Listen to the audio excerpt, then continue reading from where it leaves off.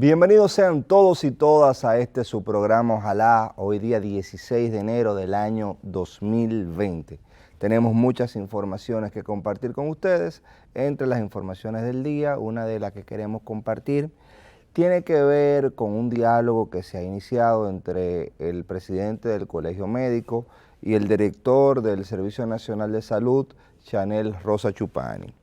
Hemos visto este encuentro en donde han iniciado el diálogo entre ambos sectores o entre ambos actores del mismo sector, y es significativo por lo siguiente. El sector salud representa un derecho, que es un derecho constitucional, el derecho que todos tenemos a gozar de un sistema de salud eficiente, porque la salud es indispensable para mejorar la vida. Pero ¿qué pasa en sociedades como República Dominicana? Muchas veces las personas no entienden su rol y se dan transformaciones al interior de organizaciones, y esas transformaciones hacen que los actores estén completamente confundidos. Eso es como que usted es primera base y de buenas a primeras lo pongan a pichar.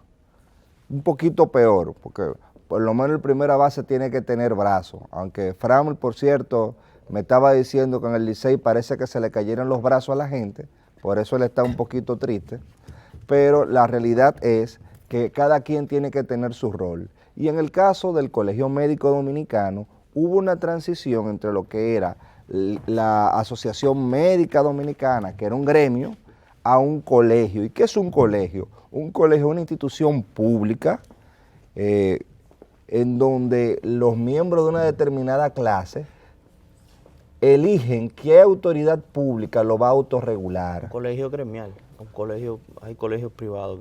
Sí, pero no es un colegio gremial, es un colegio profesional. Correcto. Porque tiene en este caso una función por ley que es inclusive la disciplinaria. El colegio médico tiene funciones en virtud de una ley que le autoriza como un ente público y que recibe recursos públicos a esa profesión regularla. Entonces pueden existir asociaciones gremiales y existir colegios, y esa debe de ser la mejor lógica. El colegio agrupa a todo el mundo y es una especie de autorregulación. Pero ¿qué pasa? Ese cambio de switch entre lo que es una asociación, no un gremio, y lo que es un colegio público, mucha gente no lo entiende. Entonces, la asociación médica pasó a ser un colegio médico y mucha gente se quedó como simplemente gremialista o sindicalista, para que la gente me entienda, y no entiende que él es elegido por sus pares, pero para ayudar a trazar políticas públicas dentro de ese sector. Y aquí además, no, aquí lo que se hace es para boicotear muchas veces. Además, ese colegio entrega desde el gobierno una licencia. El gobierno que termina aprobando una licencia de que usted puede ejercer o no.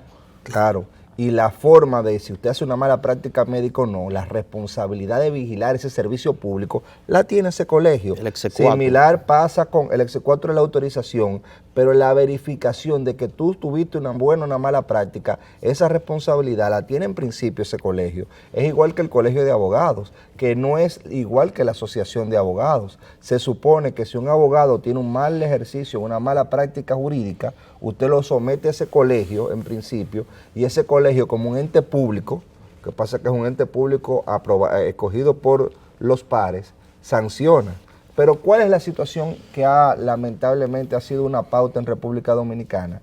Que las personas que llegan a esas entidades, Frank, lo que entienden es que es una cantera para desde la oposición hacer un enfrentamiento permanente con el gobierno o sacarle un beneficio político partidario, no político en sentido de la polis o de la colectividad general. Entonces vemos que ante esta reunión del Servicio Nacional de Salud y el presidente del Colegio Médico, esperemos que ese switch y esa diferencia de roles se entienda y no volvamos a ver huelgas de médicos, que lo que significa es detener un servicio público. Entonces usted tiene que, por un lado, se hace el esfuerzo de reconstruir hospitales, de dignificar el trabajo a los médicos, de hacer centro de atención primaria, y por el otro lado hay personas que no entienden su rol y hacen el esfuerzo muchas veces de boicotear y de paralizar los hospitales. Así que vemos como un elemento esperanzador que se haya llegado a este principio de reuniones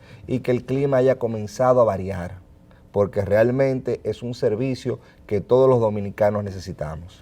Es un trabajo continuo desde el gobierno y desde el Colegio Médico Dominicano.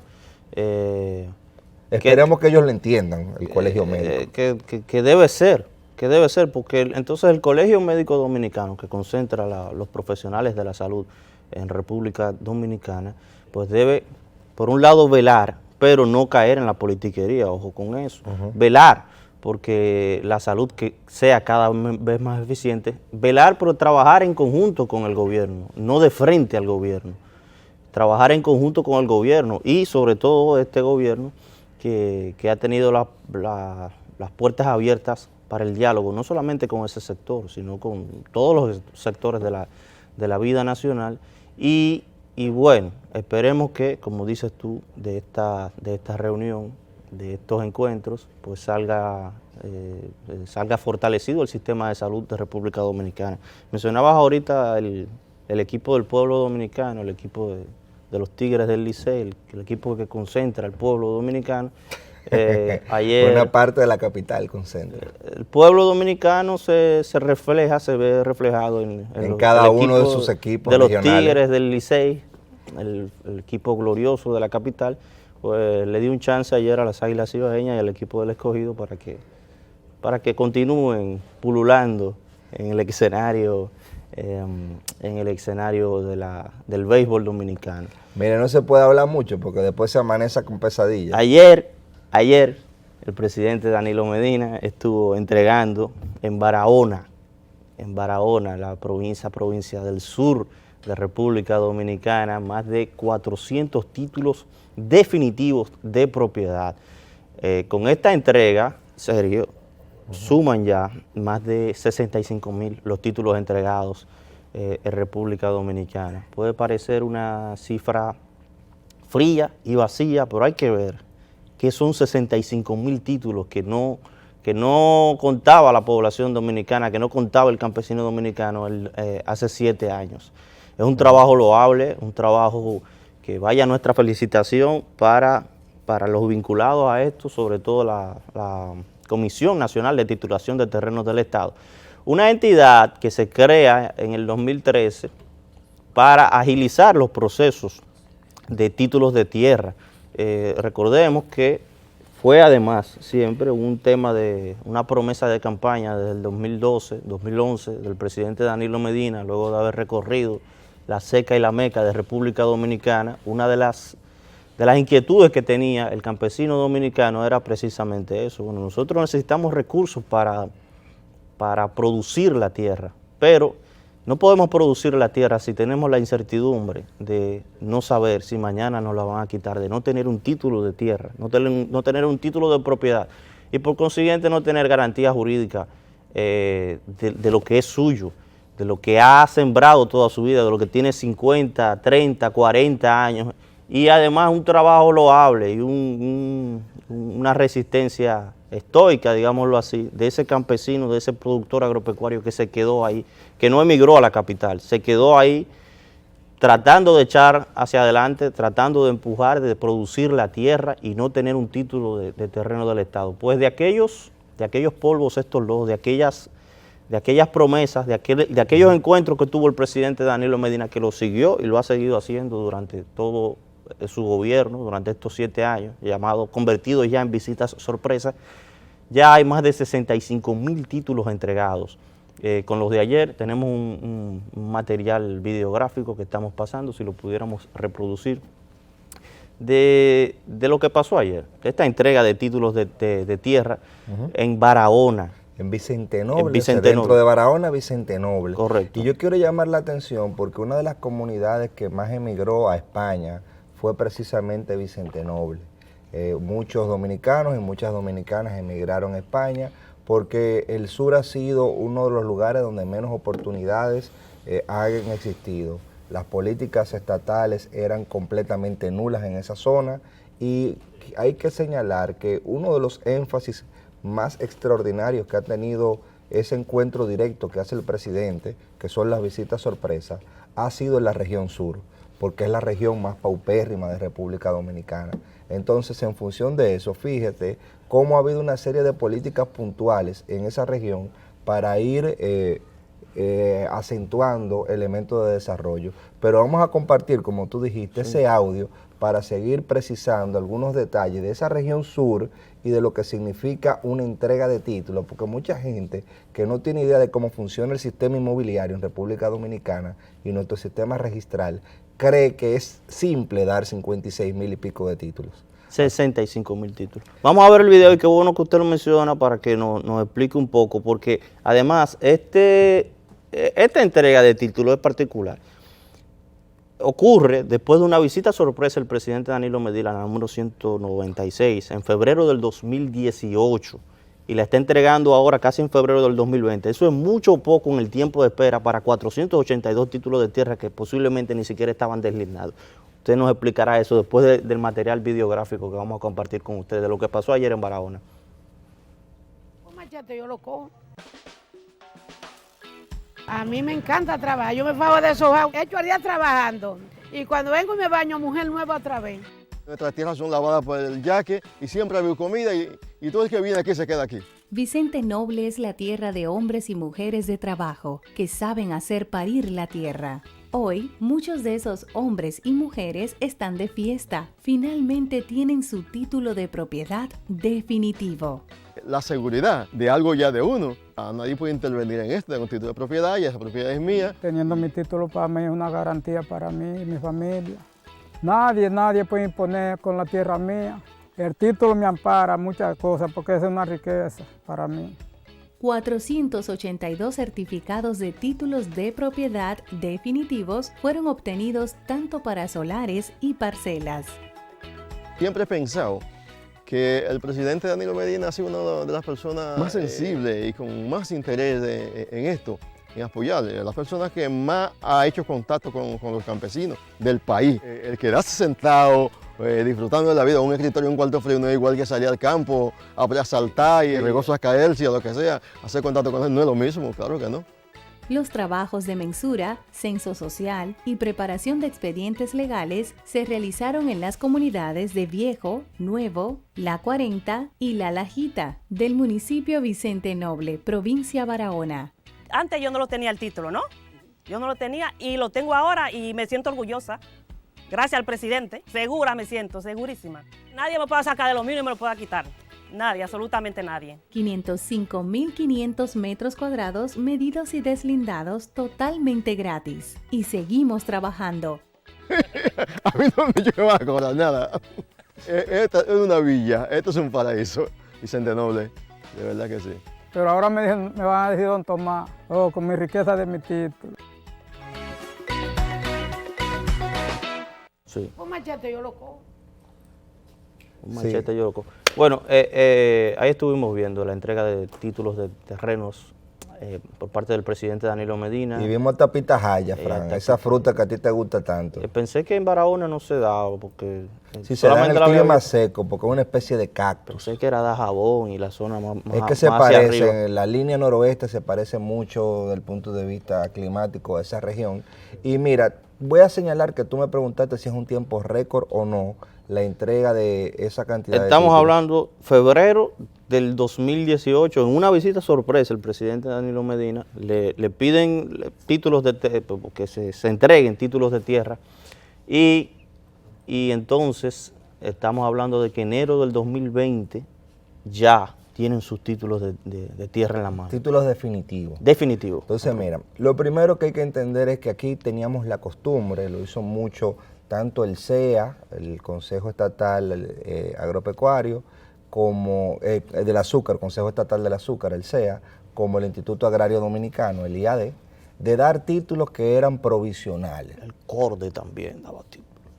Bueno, de CORDE no sé, eso es otro tema, pero el CEA y el IAD daban títulos provisionales, pero esos títulos provisionales tenían el valor que usted tiene a veces cuando tiene un papel sanitario, porque no tenían ni una ubicación no tenían realmente una delimitación. En el caso del CEA, muchos fueron los problemas que se presentaron porque una misma tierra que era propiedad del CEA, ellos la vendían 4 y 5 veces sin ningún tipo de control con un recibito.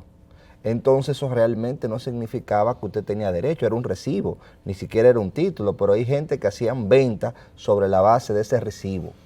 Entonces esa era una situación que existía con mucho terreno del CEA. En el caso del IAD, igual, habían a veces asentamientos, se dieron uno que otro título definitivo, pero para el tiempo que tiene el IAD, bastante poco se dio. Estoy hablando de una cantidad, menos de 12,000 y pico de títulos se habían entregado, y no solamente del IAD, de todo, del Estado. Muchos de ellos gestionados por la gente, no por el Claro, Estado. pagado por la gente, porque eso era un proceso, usted tenía que ir, como tú señalas, ir y invertir dinero, más el tiempo, que ese tiempo, cuando tú le metes lápiz, se metía también y representaba una cantidad enorme de dinero. Entonces, nuestro sistema registral formal es el sistema Torrens, el sistema de registro de tierra que viene de Australia. Ese sistema que lo utilizaban los ingleses y viene de una administración que se hizo en Australia, registra la tierra de una manera muy segura, pero en un país donde no hay un nivel educativo alto, no se entiende la cantidad de trámites que se hace de ese registro de la tierra y no de la voluntad de las partes, porque nosotros teníamos también un sistema francés que se fue desapareciendo y todavía está en el registro civil y conservaduría de hipoteca, que eran los terrenos no registrados, donde se registraba la venta que usted y yo hacíamos, pero no se registraba cuál era el terreno. Entonces, nuestro sistema Torrens implica y inicia esos terrenos no registrados con algo que se llama saneamiento, donde venía una persona y saneaba e incorporaba esos terrenos por primera vez. Eso terminaba con una sentencia que tenía que emitir el Tribunal de Tierra, porque nosotros tenemos dentro de la jurisdicción inmobiliaria lo siguiente: una Dirección General de Mensura, que es la que mide y se encarga de esos trabajos, un Tribunal de Tierra, que tiene 3 instancias, jurisdicción original y Tribunal Superior de Tierra, hasta llegar a la Suprema, que tiene una sala especializada, la tercera en eso, y tenemos también el registro de títulos, que es quien emite el título. Entonces, el plazo normal era, sale de la Dirección de Mensura, de ahí va al Tribunal de Tierra, se emite una sentencia y de esa sentencia va a registro de títulos, y en ese trámite burocrático lo que significaba... Eso parece el algoritmo para que el escogido pasara a la final. Sí, más o menos lo que va a tener que pasar el Licey para llegar a la final significa todo ese trámite que la gente tenía que hacer, más el costo que eso significaba. Entonces, ¿qué ha significado la comisión de titulación que dirige José Dantes? Ha significado romper todo ese esquema burocrático y de una manera eficiente un proceso que duraba años y que tenía un costo mínimo de 100,000 pesos, porque eso es lo mínimo que le iba a cobrar un agrimensor, dependiendo de la cantidad de terreno, 70, 80,000, 100,000 pesos, más lo que le iba a cobrar el abogado. La dirección, la Comisión Nacional de Titulación, a personas que han tenido toda su vida viviendo ahí, terrenos que eran del Estado y que muchas veces no estaban saneados, inició ese proceso de sanearlo, o sea, de comenzar a medirlo. Primero metemos todos esos procesos en una institución que nace en el 2013, que se llama la Comisión Nacional de Titulación de Terrenos, que se encarga entonces de romper esa burocracia y de crear una relación interinstitucional, en donde no solamente es el Poder Ejecutivo, hay una sinergia con el Poder Judicial, dentro, o sea, que es la jurisdicción inmobiliaria, y dentro de esos 3 instancias. Y tú sabes lo difícil que es en República Dominicana la coordinación entre entes diferentes. Entonces es una cuestión titánica. Yo pensaba que iban por 56,000 títulos de propiedad y usted me corrigió que son 65,000. Eso es una cantidad extraordinaria de títulos de propiedad, pero que significa que cuando usted tiene su título de propiedad, que no es ese papelito que usted tenía, usted podía coger financiamiento. Entonces eso crea un vínculo emocional también con la tierra, porque cuando Ganímedes le dan su título de propiedad, ya él se siente que ese pedazo de tierra de allá de Mella es de él. Él no siente que eso es algo ajeno a su propiedad y que se va a emigrar, sino esa tierra que está ahí tiene un lazo sentimental con él, y él sabe que si hay una situación de emergencia, él puede ir e hipotecarla, pero también él sabe que con esa tierra él puede ir al Banco Agrícola y coger un préstamo, Fran, no al 20%, no al 15%, al 8% y hasta el 5%, y desarrollar un proyecto que le dé un sustento y un medio de vida. Entonces, cuando tú das título de propiedad y le das la oportunidad de financiamiento y das créditos blandos y por el otro lado facilita la capacidad de exportar, tú estás creando todo un círculo virtuoso a partir de ese documento que se dio. Estamos hablando de que la Comisión Nacional de Titulación de Terrenos del Estado, la política desde el Estado de entregar títulos de terrenos a productores campesinos, títulos de terrenos que además se les debía, era una deuda social, eran títulos que se habían prometido en el 62, 63, después de la reforma agraria, de los que había hablado Juan Bosch. Incluso en el gobierno de Juan Bosch hubo espacio en esos 7 meses para crear asentamientos campesinos, que después se iban a entregar como títulos de tierra. Y Balaguer, hay que decirlo, hizo una gran obra con su reforma agraria, pero cuando tú la tomas, esa reforma agraria, esa ley agraria del 72, y mira los resultados frente a lo que tenemos, es algo ínfimo, algo incomparable. No se puede comparar lo titánico que se ha hecho con esa labor que frente a lo que hicieron los gobiernos del PRD fue buena, pero y cuando tú lo comparas con lo que se ha hecho del 2012 o del 2013 para acá, realmente ha sido algo incomparable. Y además la entrega de títulos es un círculo virtuoso, como tú dices, es integral, porque le estamos entregando los títulos de tierra a los productores campesinos, pero le estamos diciendo no los vendan. Es mediante una visita sorpresa donde se dan este tipo de encuentros, de pedimentos de los productores agropecuarios, pero se les presta, se les financia también, para que se queden ahí, para que produzcan la tierra. Y se les dona muchas veces. No para que construyan edificios o apartamentos. La mayoría de la entrega de estos títulos de tierra, de estas tierras, tienen vocación agropecuaria. Y desde el gobierno se impulsa, es un programa de impulsar, de generar, ¿cómo se llama? Garantía, de generar interés. De generar interés. Incentivos. Incentivo, exacto. Esa era la palabra que estaba buscando. De incentivar al productor campesino, que ya casi es una palabra que estamos casi eliminando, porque lo que tenemos ya en República Dominicana, lo que estamos construyendo son agroempresarios, como tú mencionabas. Es decir, estamos hablando ya de que estos mismos productores están pensando en exportar, los que están pensando en exportar, porque ya hay muchos que están exportando los productos nacionales a distintos lugares del planeta. La entrega de títulos de tierra entonces representa seguridad jurídica, representa una reducción en los trámites y una reducción de la burocracia y una reducción de la corrupción también, porque claro, había un círculo corrupto. Si yo te lo consigo, tu tierrita, habían gente en esas oficinas, en el CEA sobre todo, que eran expertos en conseguirte sacar esos papeles. Y al final, como te dije, los papeles eran un recibo. Que se componían también con abogados mañosos, y usted me acusará porque usted es abogado. Son los menos. Aparece uno que otro. Con abogados mañosos que estafaban a la gente. Terminamos con la estafa, terminamos con el círculo de corrupción, con los procesos que había que esperar, por los tiempos, la burocracia dentro del mismo Estado, y le estamos entregando entonces a nuestros productores campesinos, le estamos pagando una deuda social, le estamos entregando la tierra para que tengan garantía de que la pueden producir sin que nadie se aparezca a decir que esa tierra es de ellos, y estamos garantizando también la seguridad alimentaria, a propósito de que este año fue declarado como año de la consolidación de la seguridad alimentaria. Estamos garantizando que esos productores tengan el incentivo de quedarse ahí produciendo, de seguir aumentando ese 85% de productos que consumen los dominicanos, productos nacionales, que siga aumentando, y esta entrega de 65,000 títulos, o que sobrepasa ya los 65,000 títulos, ayer se entregaron 480 y tantos títulos en Vicente Noble,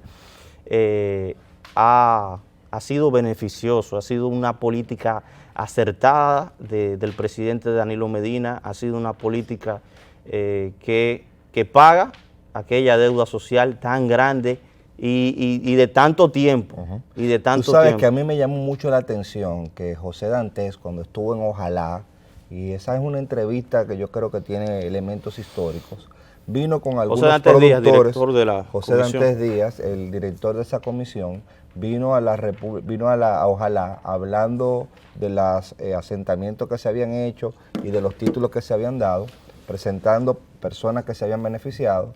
Algunos ya se habían convertido en productores, habían establecido granjas de pollo, otros se habían beneficiado de visitas sorpresa y habían contratado préstamos, y con esos préstamos blandos habían hecho una producción. Pero entre los beneficiados estaba una persona, entre los beneficiarios, que era nada más y nada menos que un nieto de Mamá Tingó. Y en esa misma zona, donde esa señora, una mártir por la lucha de la tenencia de la tierra, había sido asesinada por un terrateniente, fue la comisión de titulación, identificó a sus familiares que tenían ese vínculo ancestral con esa tierra y los convirtió en propietarios. Y ese elemento es una reivindicación tardía, porque debía hacerse antes. Lamentablemente son cosas que uno no se explica, como un gobierno de Juan Bosch o del partido de Juan Bosch, que estuvo en el poder desde el 2004, no lo había hecho, pero gracias a Dios, el 2013... 96 también, 96-2000. Sí, 96-2000 también hubo un descuido, cuando ese había sido uno de los elementos de las reivindicaciones que nosotros como habíamos asumido como país inclusive. Hay que ver ese poema de Pedro Mir, donde Pedro Mir denunciaba que los campesinos no tenían tierra, tanta tierra por todos los sitios y la gente que la producía no la tenía. Entonces es simbólico que un nieto de Mamá Tingó haya sido de los beneficiarios de esta política de reivindicación social. Pero yo quiero añadir otra cosa, Fran, y tal vez el tema no sea tan directo, pero uno tiene que decirlo cuando hay todo un discurso colocado que incentiva el odio, sobre todo contra los hermanos haitianos. Nosotros tenemos una situación delicada como una isla que convive con Haití. Haití como Estado es un Estado fallido, como le dicen ahora, que es un Estado realmente que no cumple las funciones formales que ha prometido. Tiene una crisis que todo el mundo sabe, una crisis de institucionalidad. Hay un reportaje que salió en la BBC de Londres que compara cómo en esta isla tenemos los dos polos opuestos, la economía que lleva 20 años creciendo y que en los últimos 7 años ha sido exitosa en sacar a la gente de la pobreza, versus el país más pobre del hemisferio, pero tú te encuentras con que aquí entonces, en vez de asumir muchos sectores una política seria sobre esa situación problemática que tenemos, lo que hacen es que llaman al racismo. Y usted se lo encuentra hasta desde la prensa nacional. Ayer yo vi un titular bastante deleznable, en donde la prensa nacional señalaba que una escuela, la mayoría de los estudiantes eran haitianos. Copan. Sí, pero yo conozco al periodista que escribió eso, Dalton Herrera, muy bueno. Vaya, mi felicitación para el reportaje. Cuando se entra al reportaje, es un reportaje bastante detallado, que baja cuenta el tono, otra cosa. Pero la titulación que me le dan, y en la primera página que me lo ponen, con el enfoque que me lo pone ese periódico, y cuando me voy a la historia de ese periódico, no es solamente lo que dice el reportaje, es el enfoque que tiene el reportaje. El reportaje el enfoque para mí tiene el titular. Exacto. Bueno, fue el titular ahí que no creo que él haya tenido que ver con... Pero primera página grande, sí, y el titular sí, como claro, lo puso, manda un mensaje de comunicación. Claro que sí. Desde el medio se asume el discurso del odio, de la xenofobia, y eso hay que condenarlo. Y te reconozco que transforma lo que él escribió, porque lo que él escribió no fue así. Pero el enfoque sistémico que ha dado ese medio, que en vez de enfocar ese tema como hay que reforzar la frontera, o se está reforzando la frontera, lo que enfoca es, ellos son el enemigo. Esta gente son carentes de derechos. Entonces, cuando se hace una titulación de dominicanos en esa zona fronteriza, usted vincula a esos dominicanos a la tierra. Cuando usted agarra y toma la frontera y establece el CESFRON y le mejora las condiciones al CESFRON, usted está cuidando la soberanía nacional. Los centros interagenciales. Interagenciales, cuando usted le invierte en tecnología, que ya no es solamente un guardia sentado con un fusil esperando que le den 2 pesos, sino es un centro con una logística, con computadora, con drones, con varias agencias ahí mirando, con una cámara de vigilancia, que el que hace una vagamundería queda reportado, y aunque la gente se le ingenie para hacer vagamundería, se reduce la capacidad y el margen de acción. Entonces usted tiene una inversión en la frontera, mírenlo ahí. Esos centros que se han hecho ahí, y esa inversión es la inversión más alta en seguridad que se ha hecho en la frontera. Sí, pero también como dice, como lo cuenta, usted, ojalá la gente tuviera la oportunidad de leer el texto del reportaje. Son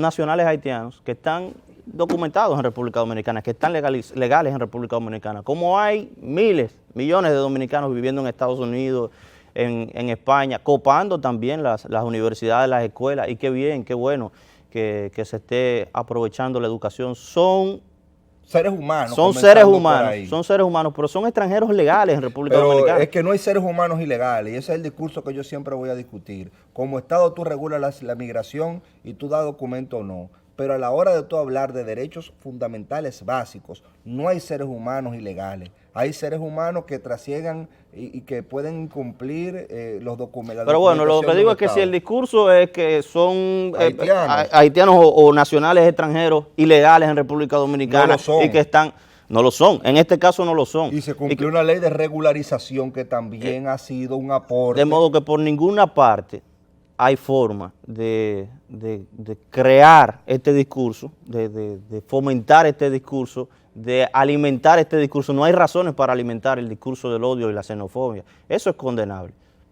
Mire, usted se encuentra con personas que supuestamente son cristianos e instrumentalizan el cristianismo en partidos políticos o chimichurri político, como diría el guillermismo histórico, que le llamaría chimichurri, porque dice eso no son partidos. Ventorrillos políticos, que cogen y se ponen la denominación de cristianos y cogen ese titular y hacen una serie de aseveraciones que primero contradicen la inversión seria que se ha hecho en la frontera, la inversión y el respeto a los derechos humanos que se ha hecho, porque esto es parte de una política social integral que busca la reivindicación de la soberanía nacional, pero el respeto a los derechos humanos, y tiene que haber una ponderación entre nuestro derecho a nosotros establecer la autoridad pública, que significa la soberanía, porque soberanía significa supremacía o mando supremo, y los derechos humanos que tiene cualquier persona.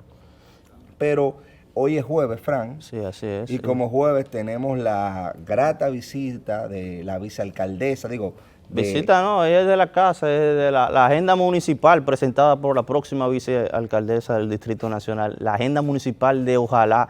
Francis Jorge estará con nosotros en breve, presentándola a ustedes, bueno, la agenda municipal de Ojalá. Como siempre se ha presentado, una de las técnicas más capacitadas en los aspectos municipales que tiene República Dominicana. Así que, señores, quédense ahí, que tenemos mucho contenido, sobre todo ahora con su agenda municipal.